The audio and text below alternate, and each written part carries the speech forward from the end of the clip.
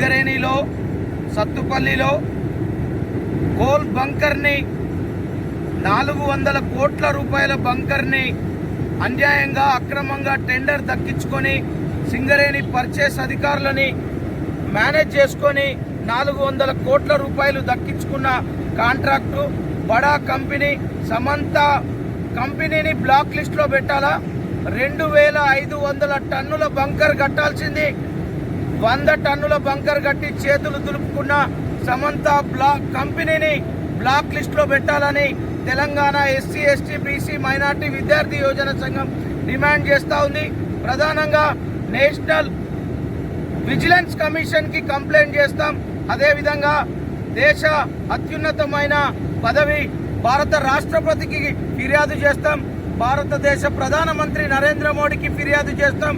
Republican Party of India RPI Athawale party ఆధ్వర్యంలో భద్రాద్రి కొత్తగూడెం జిల్లా వ్యాప్తంగా ముఖ్యంగా సత్తుపల్లి ఎస్సీ నియోజకవర్గం ఆ బంకర్ కట్టడం వలన ఎస్సీ ప్రజలందరూ కాలుష్యంతో వాళ్ళ ప్రాణాలు పోతా ఉన్నాయి.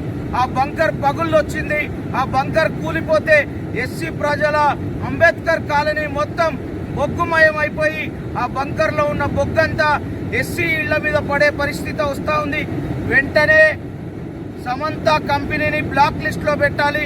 400 కోట్ల రూపాయలలో సుమారు 100 కోట్ల రూపాయలు లాభాలు గడించి సమంత కంపెనీ ఈ భారతదేశం వదిలిపెట్టి పారిపోయే పరిస్థితి వచ్చింది. కాబట్టి సమంత కంపెనీని బ్లాక్ లిస్ట్లో పెట్టాలని Telangana SC ST BC minority విద్యార్థి యోజన సంఘం ప్రధానంగా డిమాండ్ చేస్తూ ఉంది. సమంత కంపెనీని బ్లాక్ లిస్ట్లో పెట్టాలా? లేకపోతే భవిష్యత్తులో పెద్ద ఎత్తున ఆందోళన నిర్వహిస్తాం. నేషనల్ ఎస్సీ కమిషన్ చైర్మన్కి ఆల్రెడీ ఫిర్యాదులు అందించడం జరిగింది. ఖబర్దార్ సమంత బ్లాక్ లిస్ట్లో పెట్టాల్సిందే. సమంత కంపెనీని బ్లాక్ లిస్ట్లో పెట్టాలా?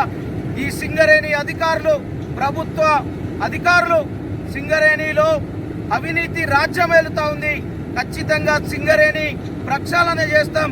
సమంత కంపెనీని బ్లాక్ లిస్ట్లో పెట్టేంత వరకు మా పోరాటాలు ఆపేది లేదని Telangana SC ST BC minority విద్యార్థి యోజన సంఘం ప్రధానంగా డిమాండ్ చేస్తాం.